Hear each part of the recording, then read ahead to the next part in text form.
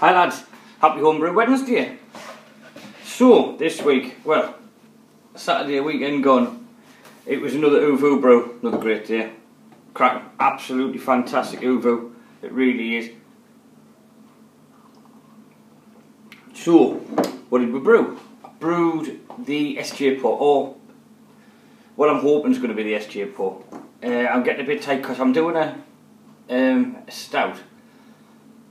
So it's going to need a little bit of time in the bottle, so really if this one isn't up to scratch and I don't think it's good enough, then I think I'm going to change the whole recipe, everything, and go for a pale ale and try and, because obviously it doesn't need to age as long.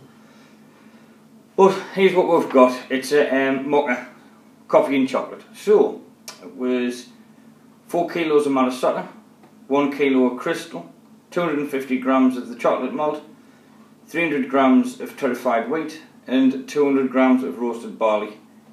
The hop used was the Northern Brewer, and then it was the bottle of canned coffee, and that's with a Nottingham ale yeast sitting down there in its fermenter with the heater in, and she is just ticking over nicely. I've kept the temperature quite low on it as well, and I know Nottingham ale yeast doesn't mind it getting a little bit warm, but I really want to keep the temperature down on this one, because the last one I did, I kind of bashed it through a little bit quick and had the temperature up at about 22. So this one I've just got it sitting at 20, so it is a bit of a slow fermentation, but I'm not a particularly rush with this one. I really want to take my time with it. And we've got a little while, you know what I mean, so it's going to be a week with the heater on, a week then into secondary, a week with the heater off, then into tertiary, just to let it settle down, clear out a little bit. That's because I'm going to use the bottled clearing agent. I did put Irish moss in, but I had the last one, even because I'm going to war chill, so I still end up with quite a lot of proteins left in mine. Obviously cold cracking gets the protein out of it. Oh, I think it's the protein. It does help clear it. But I haven't got war chill yet, so I'm going to use the chemical little bottles of clearing solution, and hopefully that'll drop it out a little bit and get it. The last one, to be honest, the last one wasn't too cloudy. It's always going to be cloudy. I haven't got any way of stopping that. But no. So, but I brewed here. It was wet, and I mean very, very, very wet.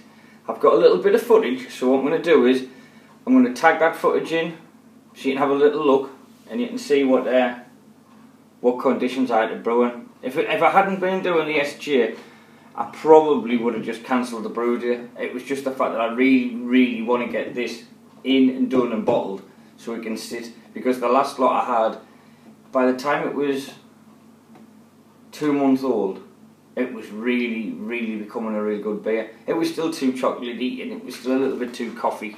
It was a bit, you know, a bit too mocha, if it can be possible. So I've dialed them down just a touch. And it was too bitter because I'd made a mistake with the hop additions and I'd put far too much in. So hopefully this one will be a little bit sweeter and a little bit less strong in flavours. They're not fighting as much. Because this one, alright, I've knocked a little bit of the crystal out, because the crystal obviously gives you quite a sweet note. I've knocked a little bit of that out, but I've lifted mountains of the hops out. I've taken mountains of hops out. So, I'm going to stick the footage on, so you can have a little look and a little giggle at what I had to brew. Speaking a bit, boys. Right, hi lads, so another brew day. This is the Uvu brew day. There is Betty, brew pot, all ready and willing and waiting. Just have a little look at this weather.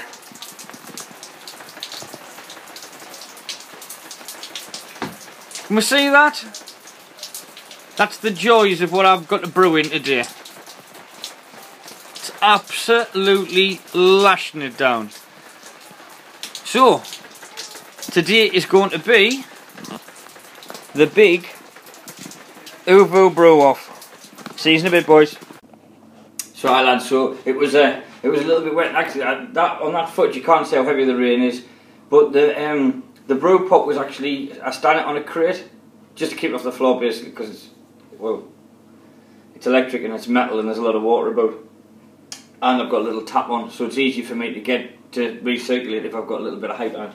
But it ended up, there was about, I don't know, 2 inches of water on the floor, just sitting, while I was standing in, to get anywhere near the brew pot. So I really think we're going to have to try and rethink this, because brewing outside in that rain wasn't very clever. I've got that really big umbrella, so that, I mean, I wasn't like I was out in the elements or anything, but I'm going to want something a bit better than that for the winter, seeing as it looks like I'm going to have to do a brew a week. So rain, hail or snow, a brew a week's not going to be nice in the bad weather. So I've got 2 options, because I have been looking at getting a bigger brew pot, getting Shot of Betty, and getting a 22 gallon keg, 176 pints, 176, 178, one or the other, pint keg, and putting, they're the big belly ones. I'm going to put 3 elements in it, and then I can do small batches or I can do really big batches. And I think that's probably going to be better for us, because I've got nowhere to put a shed. If I had somewhere to put a shed, I would have had a shed by now, but I haven't got anywhere to put a shed. So I think that's going to be the next one, is getting the big boil pot, a bigger boil pot, and doing, again, I'm brewing the bag. So if I'm doing brewing the bag, then I'm going to need a hoist and that. I don't know. I'm going to have a bit thinking, try and work this out. Well, it gives us something to think about while I'm driving my bus today. So, anyways, I'm off to work, and I shall be back, and I've got the hop lager to taste. I have been drinking it. It is really quite nice. But I'm going to do a review on that, because I said I would. And I will see you when I'm dressed all nice and smart in my bus driver's uniform. See you in a bit, boys. Right, lads, I'm not doing that review. Well, I have done it. I just kind of got cracked on with it. This video is getting a bit too long. My Homebrew Wednesdays is getting a bit long at the moment. So I will be just doing that on a separate video, and I'll bang that up. So just need to look for the hopped lager, and that'll show it. But what I would like to say is cheers, and thank you very much for those people who wished me happy birthday. And thank you very much for those people who give me a shout out. That has really, really helped my subscriptions. I've gone from about 47, and I think I'm on 61 in the course of a week. So thank you very much again. Anybody who's not sure about it, if you just have a look through the first 3-4 videos, I kind of mentioned that birthday beer quite a lot. I do tell you how I made it. I tell you how it exploded, and I go through a few little details. So you can watch them first videos, and you can see how things have changed. And I'm thinking I might do it next year as well. So, but next year I'll obviously do more of it and send more out, because it's nice to have a beer together, and it's nice to send beer to people. And if anyone wants to send us any beer, you just get in touch with us, and I'll give you my address, and you can send me beer anytime, because I love beer, and I really do love beer. And it doesn't matter if it's good beer or not, because to be honest, some of the kid beer like this one ain't that good. So, thank you very much again, gentlemen. Cheers, and I'll see you next time.